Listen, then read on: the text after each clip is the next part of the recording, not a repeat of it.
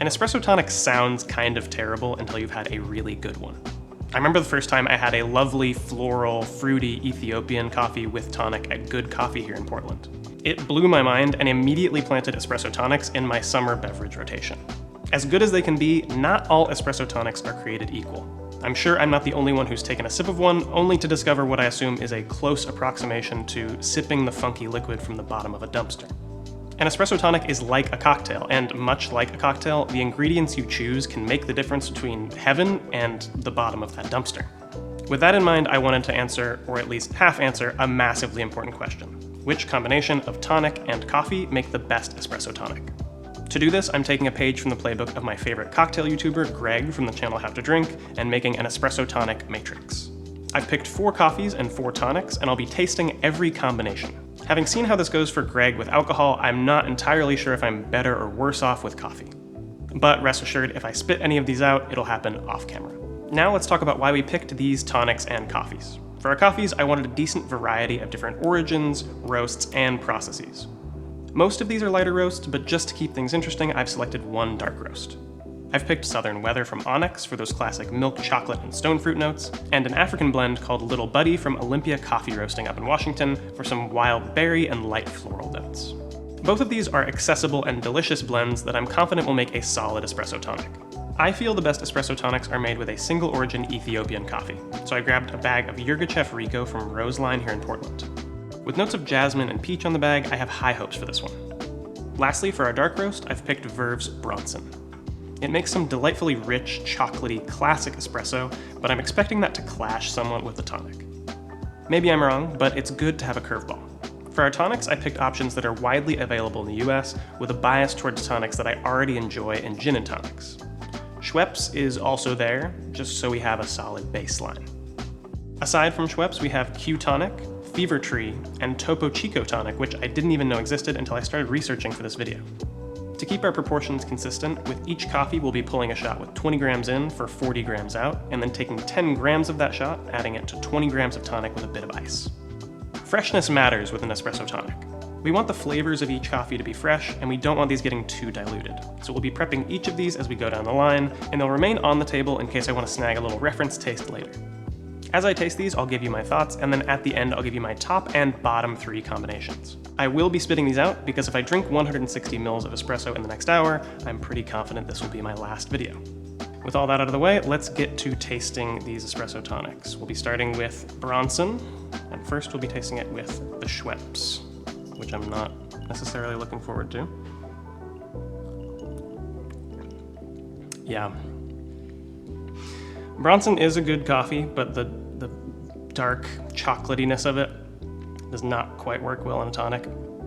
And Schweppes has that sort of syrupy, corn syrupy sweetness to it. And this is close to that dumpster water experience that I was talking about before. Not great. Not a great start, but it's hopefully gonna get better. Now we'll try the Bronson with Q Tonic. Yeah, it's a little less offensive up front because you don't have that syrupiness. I feel like there's a little bit more of a citric acid kick from the Q Tonic, so it's not quite as bad, but then you still end up in that same weird, bitter, gray area at the end. Okay, next up we'll try the Fever Tree. Yeah, kind of similar.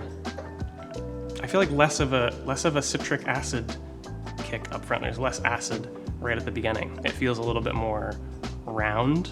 This just doesn't really leave much of an impression, which is sort of an improvement so far, but that's not high praise. Okay, lastly, the Topo Chico Tonic, which I've never tried before. Yeah, I feel like it's slightly more carbonated, which is not surprising to me. I feel like that's kind of Topo Chico's brand, is properly carbonated water. But yeah, the sweetness it's not quite as sharp up front as the Q Tonic, but it has a little more sweetness presence than the Fever Tree. But probably not a great first tasting for me for the Topo Tonic, but all right, let's go to the next coffee. Second up, we have the Little Buddy blend from Olympia, and first we'll be trying that with the Schweppes again. Already a significant improvement. Still not a Schweppes fan, but instead of being hit with weird syrupy sweetness and dark coffee bitterness, there's a brightness right up front. And being an African blend, that makes total sense. It's what I expect from Little Buddy. You get sweet fruit notes right up front. It's night and day, frankly, with the compared to the Bronson. Next up, the Q Tonic. That is, yeah, a bit better. Again, a little bit more sharpness up front. Yeah, it's not quite punching as much as I expected it to. I do really like Q Tonic with a gin and tonic. It's one of my go-tos. This isn't quite popping in the same way I had expected, but it's pretty good. Next up is the Fever Tree. It's also a little unexpected. It is a nice balance, but I feel like something about the Fever Tree is bringing out a little more of the bitter notes. Yeah, there's something about it that's just coming through a little bit more bitter. I don't know if there's just a little more quinine in the Fever Tree. And then lastly, we have the Topo Chico Tonic. Yeah, I feel like the sweetness on the Topo Chico comes through a little bit more well-rounded. They specifically say they use cane sugar. Fever Tree uses sugar. Q Tonic uses agave. So I don't know if it's something about the cane sugar or just the balance of the citric acid and everything, but it's a little bit of a clearer, cleaner sweetness. Yeah, like this has that fruity, light, slightly acidic refreshingness that I want from an espresso tonic, where if I was served this in a coffee shop, I would be definitely very happy with it. I need to start spitting these out. I haven't been doing it the whole time. Next round. Next coffee is Southern Weather from Onyx. First, we'll be trying it with Schweppes. Yeah, I mean, immediately I can tell this coffee is gonna play very differently with the tonics than the Little Buddy did. But again, the syrupiness right up front, it's just feels like a soda that went wrong. Soda that went really wrong. Next up is the Q Tonic. Yeah, historically, I would have said that Q Tonic is one of my favorites. And I would have probably picked it most of the time if I was making an espresso tonic at home. But there's something underwhelming about it. It just doesn't hit up front the way that you want it to. But it's just not quite popping in the way that you would want it to. Like, I almost like the Schweppes better, which I really don't want to say, because it just pops a little better, and I hate to put Schweppes above Q Tonic, but there's something about that. Maybe it just doesn't play well with espresso. It's good with gin, but I don't know. Next up, we have the Fever Tree. Yeah, see, that just already, right off the bat, you get a little bit of citrus. The sort of, the plum notes that they talk about in there are really coming through with the Fever Tree. It feels more fruity.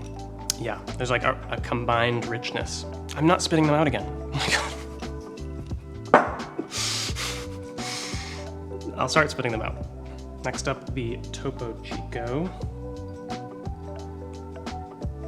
That one is really good. I think I prefer the Fever Tree a little bit. I wanted to be a fan of the Topo Chico, but the Fever Tree is winning in terms of the like upfront brightness. It's lifting those stone fruit notes a little bit more in a way that's more interesting.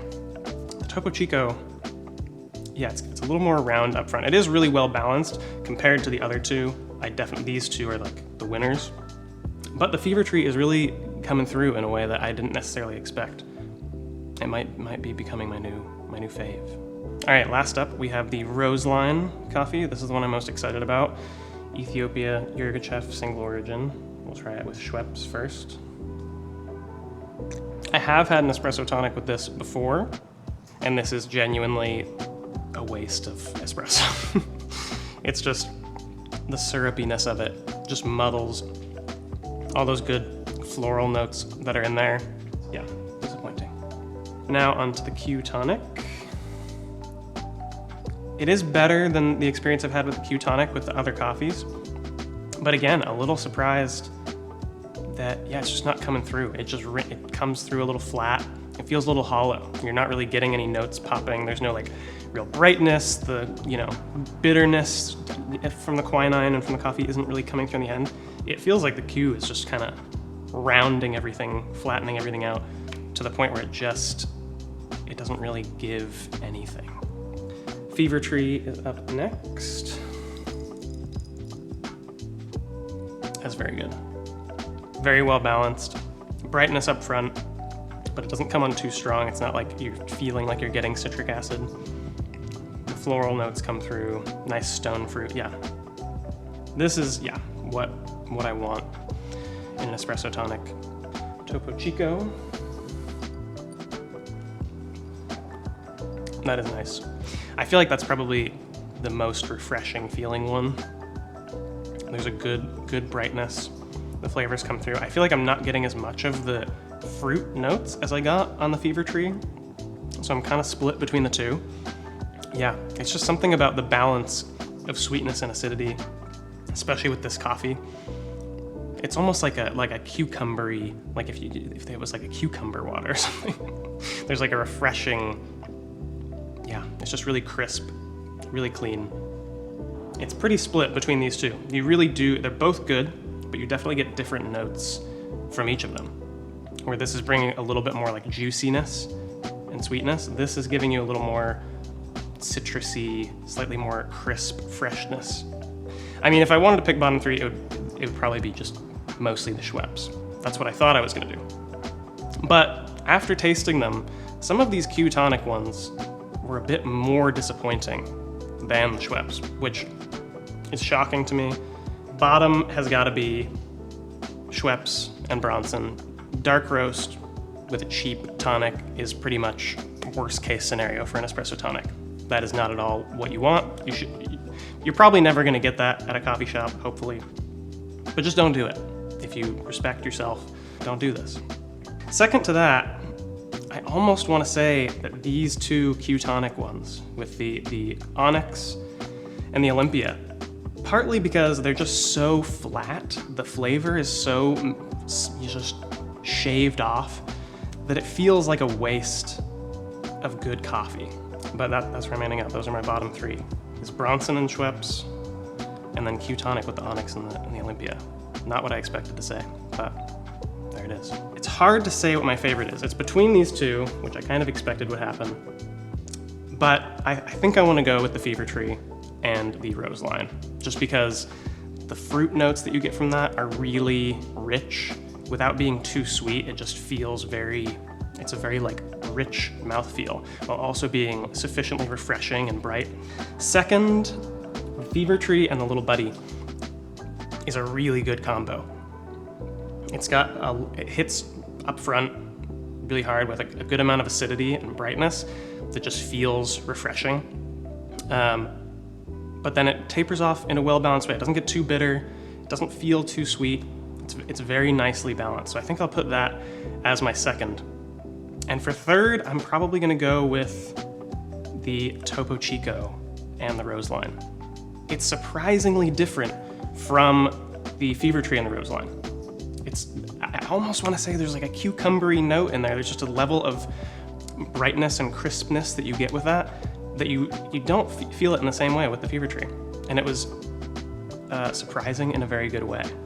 And I feel like two different drinks, despite being the same coffee with just two different tonics, which is what's so interesting, because you would never, you might think you like a tonic, you might think that Q is your favorite, like I thought it was my favorite, but you would never sit down and drink 16 cups of espresso and tonic. You shouldn't. And if you do, you should remember to spit it out. And if you don't remember to spit it out, your camera guy should be telling you to spit it out. But yeah, those three, the Roseline with the Topo and the Fever Tree, and the Olympia with the Fever Tree as well. Really good.